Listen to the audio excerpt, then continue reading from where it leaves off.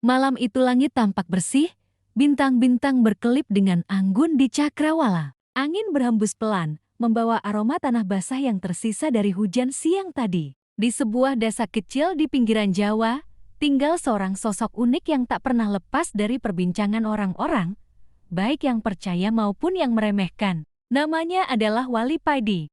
Wali Paidi bukanlah orang yang tampak megah dengan pakaian serba mahal. Bukan pula orang yang disambut dengan karpet merah ketika datang ke suatu tempat. Sebaliknya, ia dikenal karena kesederhanaannya. Jubah yang selalu melekat di tubuhnya tampak kusam, namun wangi dupa selalu samar menempel di serat kain itu. Di kepalanya, imamah putih melingkar sederhana, membuat wajahnya tampak bersahaja. Namun, di balik kesederhanaannya, aura yang terpancar dari dirinya berbeda. Orang-orang yang pernah duduk di dekatnya selalu mengatakan hal yang sama.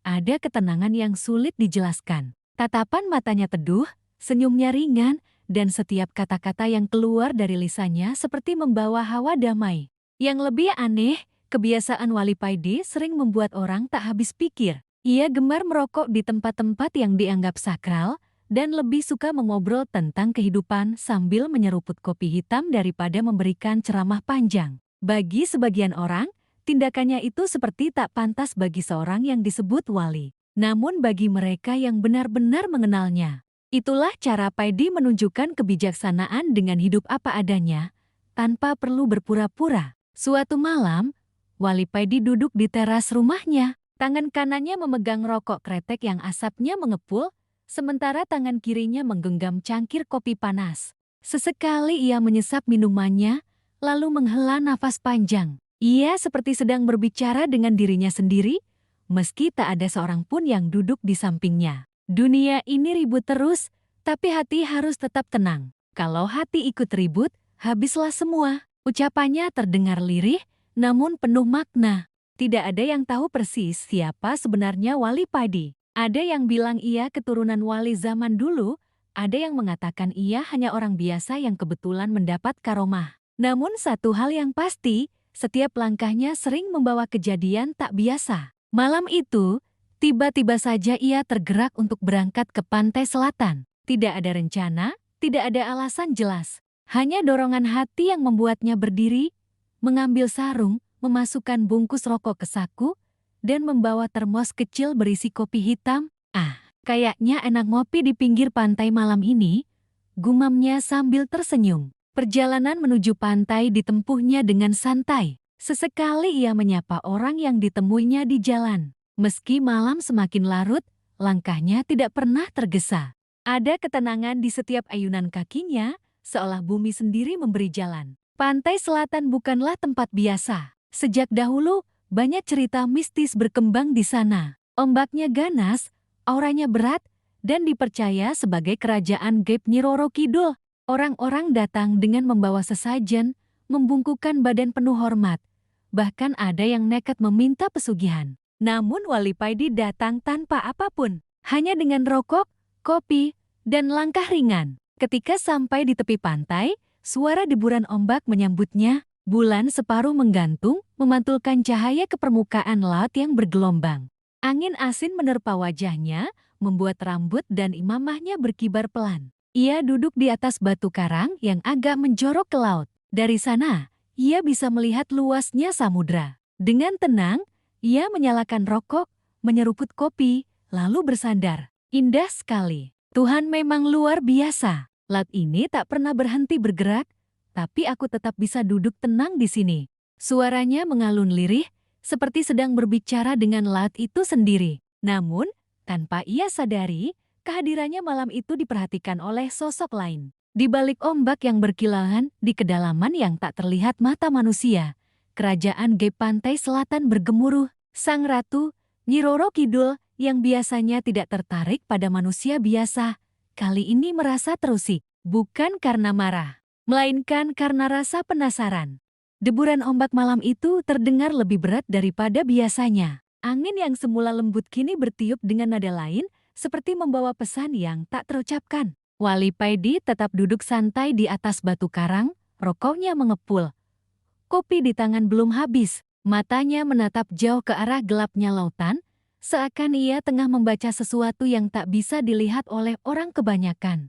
Namun di balik gelap dan cahaya bulan yang setengah menggantung, terjadi riak yang berbeda. Air laut bergulung dengan cara yang aneh, membentuk pusaran kecil yang semakin lama semakin melebar. Dari kedalaman pusaran itu, muncul cahaya kehijauan, samar dan berkilau seperti permata. Wali Paidi mengerling sebentar, lalu menghela asap rokoknya dengan tenang. Bibirnya tersenyum tipis. Lah, iki kok ada yang aneh? Pasti bukan ikan, gumamnya ringan.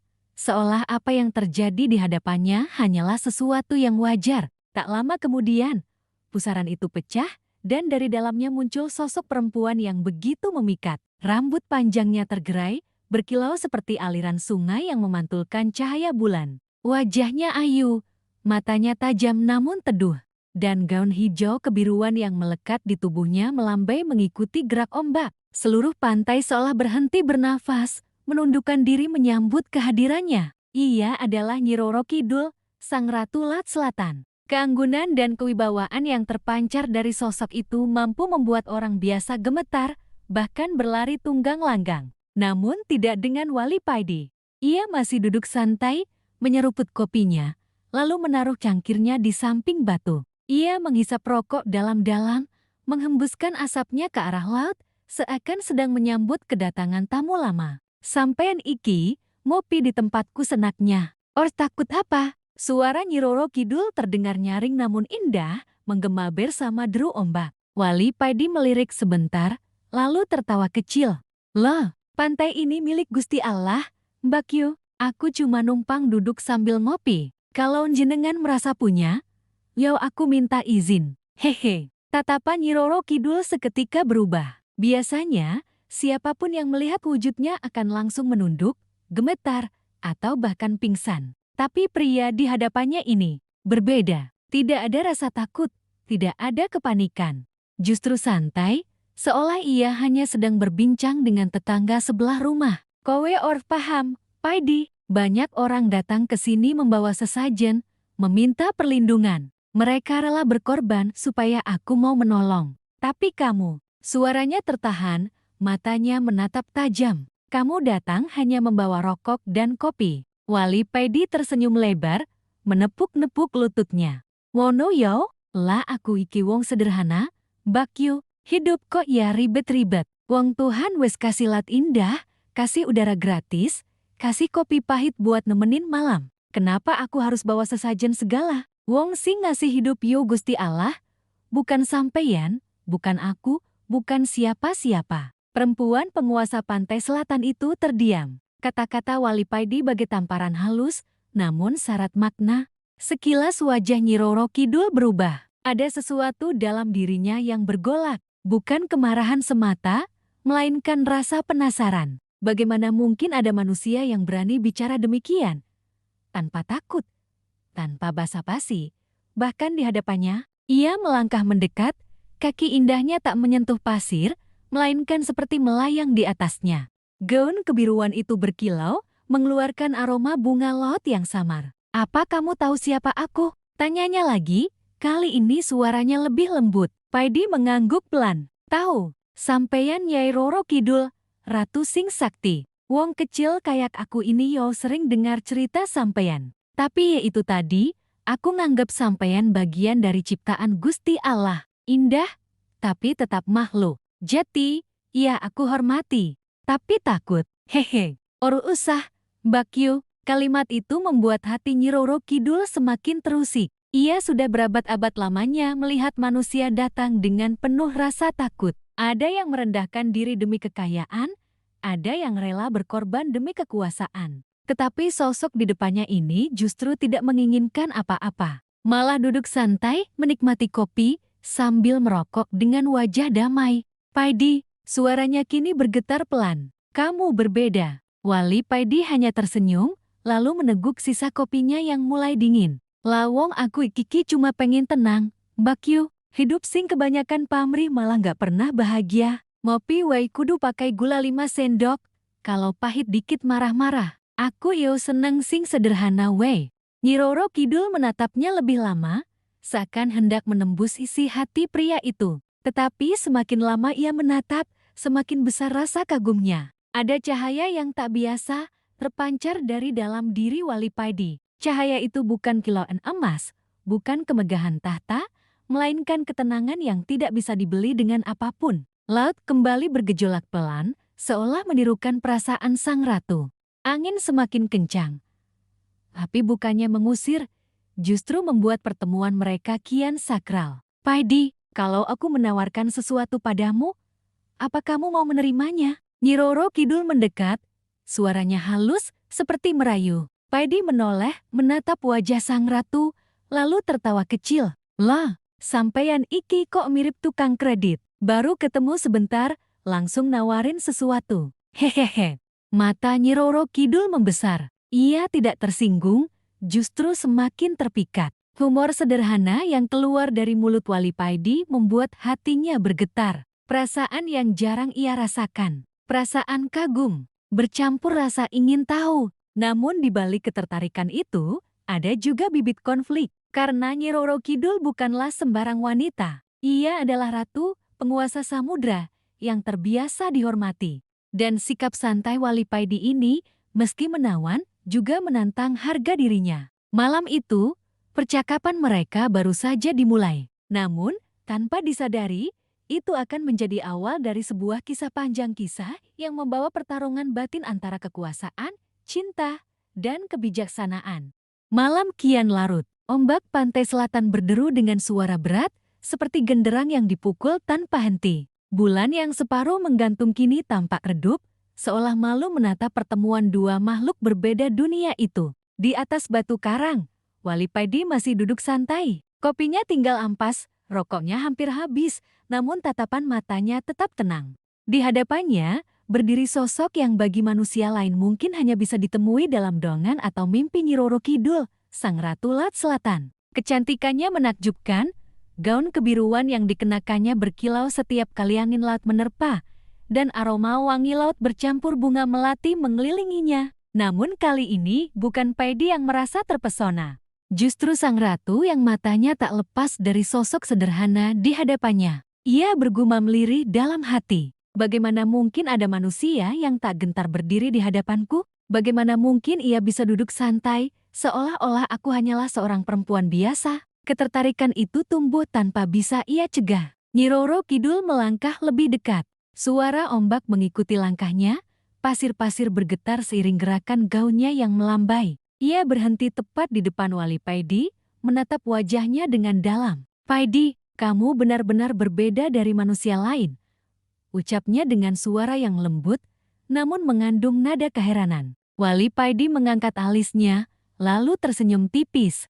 Loh, wong aku ini cuma orang biasa, Mbak Yu. Bedanya cuma mungkin aku seneng ribet. Wong urip iki sing penting tentrem. Yo ngono wae, sang ratu terkekeh pelan. Suara tawanya bergema indah, menyatu dengan deburan ombak. Namun di balik tawa itu, hatinya mulai goyah. Ia, seorang ratu yang berabad-abad disembah, kini merasa jiwanya disentuh oleh kesederhanaan seorang lelaki yang bahkan hanya membawa kopi dan rokok. Paidi, ucapnya lagi, kini dengan sorot mata yang berbeda. Kalau aku mau memberikanmu apapun yang kamu inginkan, emas, permata, tahta, bahkan kerajaan di daratan. Apa kamu akan menerimanya? Wali Paidi tidak langsung menjawab. Ia menatap laut sebentar, lalu kembali menatap wajah Nyi Roro Kidul. Senyumnya tidak berubah, santai dan ringan. Mbak Yu, aku iki wong desa. Nangon kambing we kadang meos. Apa gunanya emas sekarung, kalau aku tetap harus makan nasi? Apa gunanya tahta, kalau aku malah pusing mikirin rakyat? Hehe, aku mending ngopi. Ngerasain pahit manisnya kopi, sambil nikmati hidup sing seadanya. Jawaban itu membuat Nyi Roro Kidul terdiam. Tidak ada manusia yang menolak tawaran seperti itu, bahkan raja sekalipun akan tergoda. Namun lelaki ini justru menertawakan tawaran yang baginya tak lebih berharga dari secangkir kopi pahit. Rasa kagum di hati sang ratu semakin membesar. Pandangannya melembut, dan tanpa ia sadari, hatinya mulai berdebar. Bukan karena amarah, melainkan karena sesuatu yang jauh lebih dalam. Ketertarikan. Paidi, suara Nyi Roro Kidul terdengar lebih pelan, seakan berbisik. Kamu tidak tahu betapa banyak lelaki yang datang ke sini, memohon padaku dengan air mata, hanya untuk secuil kekayaan. Tapi kamu bahkan menolaknya. Apa sebenarnya yang kamu cari dalam hidup ini? Paddy menepuk-nepuk lututnya pelan, lalu menjawab dengan santai. Yang aku cari, hati sing tenang, Mbak Kyo, itu saja. Hati sing ore gampang digoyang angin, or gampang runtuh kena ombak. Wong hidup ini sementara. Kalau kita sibuk ngejar dunia, sing kita dapat cuma lelah. Tapi kalau hati tenang, kabeh urusan enteng. Kopi pahit aesau jeti nikmat, rokok murah aesau jeti temen setia. Mono wei wis cukup. Jawaban itu menusuk jauh ke dalam hati Nyi Roro Kidul. Iya, yang berkuasa atas selatan luas, yang dihormati manusia, yang disembah oleh mereka yang tamak, tiba-tiba merasa kecil di hadapan seorang lelaki sederhana. Apakah ini cinta? Bisiknya dalam hati. Namun perasaan itu segera berbenturan dengan harga dirinya. Ia seorang ratu, mana mungkin ia jatuh hati pada manusia biasa? Mana mungkin ia merendahkan diri di hadapan seorang yang bahkan tidak memiliki apa-apa? Kebingungan itu membuat wajahnya berubah. Tatapan kagum berganti dengan sorot mata yang tajam. Paddy, jangan kira sikapmu ini tidak menyinggungku. Aku bisa saja menenggelamkanmu sekarang juga. Satu gelombang saja, kamu akan hilang dari dunia manusia. Ancaman itu membuat suasana pantai mendadak mencekam. Angin bertiup lebih kencang, ombak menggulung lebih tinggi, pasir beterbangan. Seolah seluruh alam tunduk pada murka sang ratu. Namun Wali Paddy masih tetap tenang. Ia menghisap rokok dalam-dalam, menghembuskan asapnya ke udara, lalu tertawa kecil. Lah, kalau sampean murka, yo monggo, wong hidup dan mati itu urusan Gusti Allah, bukan sampeyan, bukan aku. Kalau memang waktuku mati malam ini, yo aku terima. Tapi kalau belum, yo aku tetap bisa ngopi bareng sampeyan di sini. Kalimat itu membuat Nyi Roro Kidul terdiam lagi. Amarahnya mereda, tergantikan oleh rasa kagum yang semakin dalam. Tidak ada rasa takut di wajah lelaki itu. Justru ketenangan yang memancar membuat amarahnya luluh dengan sendirinya. Namun, justru disitulah konflik mulai tumbuh. Nyi Roro Kidul merasakan dua hal yang saling bertentangan.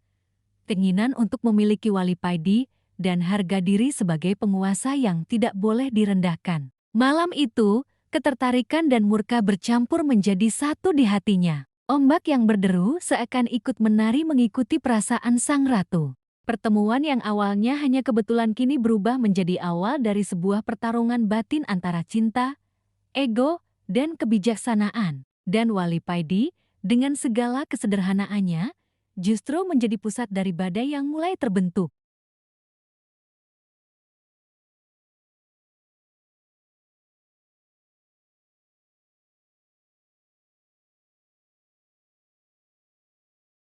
Matanya memancarkan sinar kehijauan, berkilau tajam seperti permata yang sedang membara.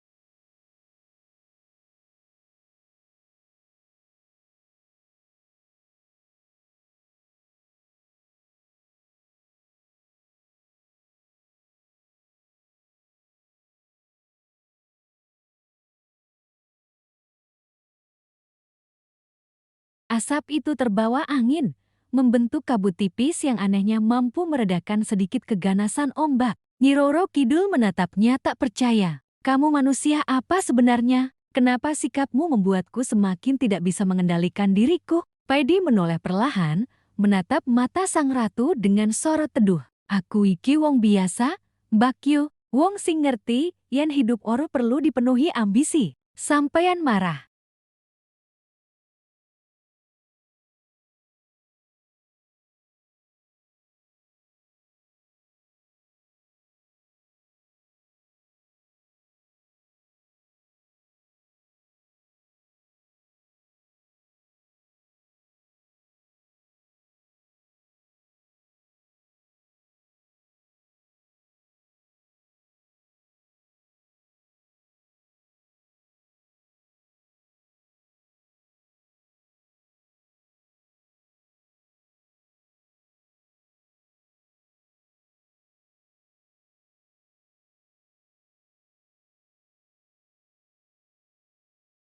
Tubuh mereka besar, bersisik, dan bersenjata tombak bercahaya. Mereka berbaris di belakang sang ratu, siap menyerang. Namun Wali Paidi masih duduk. Ia menaruh cangkir kopinya di samping batu, menepuk-nepuk abu rokok, lalu berkata dengan tenang, "Sampeyan iki yo lucu, Mbak Kyo, wong aku cuma pengen ngopi, kok malah dijak perang? Apa sampeyan or capek, ngurusi wong kecil kayak aku?"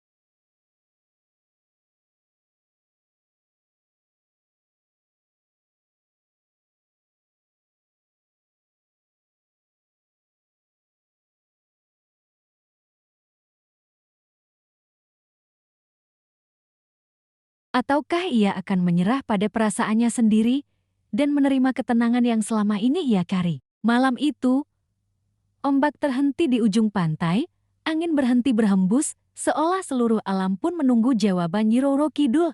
Malam itu, angin pantai selatan berhembus lebih kencang dari biasanya. Ombak menggulung deras, menghantam karang seakan hendak menelan segala yang ada di tepiannya. Aroma garam bercampur dengan wangi melati yang entah dari mana asalnya, membuat suasana semakin magis. Di sebuah batu karang besar yang menjulang ke arah laut, berdirilah Wali Paidi dengan wajah penuh ketenangan. Kopi hitam yang masih mengepul berada di tangannya, sementara rokok yang mulai habis terselip di jari lainnya. Di hadapannya, muncul sosok anggun dan misterius, Nyi Roro Kidul. Gaunnya berwarna hijau toska berkilau, rambut panjangnya berkibar mengikuti arah angin, dan matanya menatap tajam ke arah Wali Paidi. Tidak ada lagi keanggunan yang penuh rayuan seperti sebelumnya. Kali ini, sorot matanya membawa sebuah ketegasan antara marah, kecewa, dan rindu yang tak terungkapkan. "Paidi," suara Nyi Roro Kidul bergema, lembut namun penuh tekanan. "Mengapa engkau memilih menjauh dariku? Tidakkah kau tahu, selama berabad-abad, belum ada manusia yang bisa membuat hatiku bergetar seperti engkau?"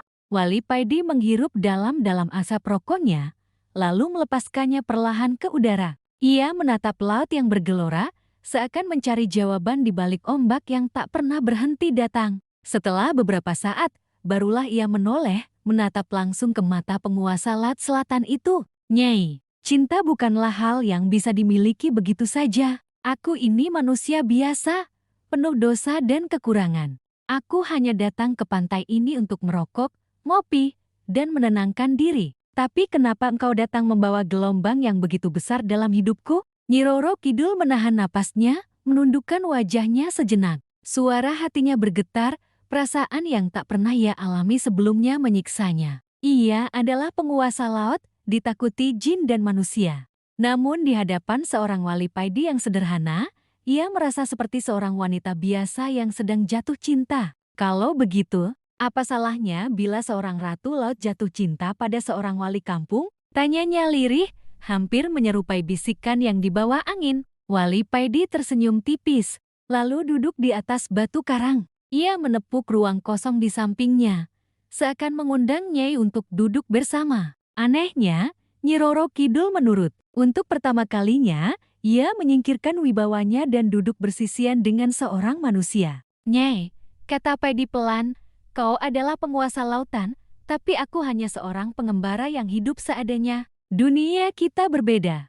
Kau tak bisa menemaniku saat aku berjalan di sawah, nongkrong di warung kopi, atau duduk santai di pos ronda. Kau hidup di kerajaan yang luas, penuh dengan makhluk gaib, sementara aku di dunia nyata yang sederhana. Bila kita bersatu, bukankah hanya akan membawa malapetaka? Arlat bergelora semakin keras, namun Nyai tetap menatapnya. Ada air mata yang perlahan jatuh, meski segera menguap sebelum menyentuh pipinya. Itu adalah tangisan pertama seorang penguasa laut. Aku rela, Paidi, bila harus meninggalkan kerajaanku, bila harus melawan takdirku, asalkan bersamamu, aku rela. Suaranya penuh kejujuran. Namun Wali Paidi menundukkan kepala, menghela nafas panjang. Nyai, bukan aku yang menolakmu, tapi semesta yang menolak penyatuan ini. Kau adalah legenda, kau adalah penjaga, kau adalah kekuatan yang menyeimbangkan dunia. Bila kau meninggalkan Laut Selatan, bencana akan datang. Ombak tak akan lagi terkendali, ribuan makhluk lautan akan memberontak. Dunia ini butuh engkau tetap di tempatmu. Kau bukan hanya milikku, tapi milik seluruh jagat. Ucapan itu membuat Nyai terdiam. Di dalam hatinya, terjadi perang besar antara cinta dan kewajiban. Ia ingin sekali hidup sederhana bersama Paidi, merasakan nikmatnya duduk di warung sambil menyesap kopi, atau berjalan di pematang sawah sambil menikmati matahari pagi.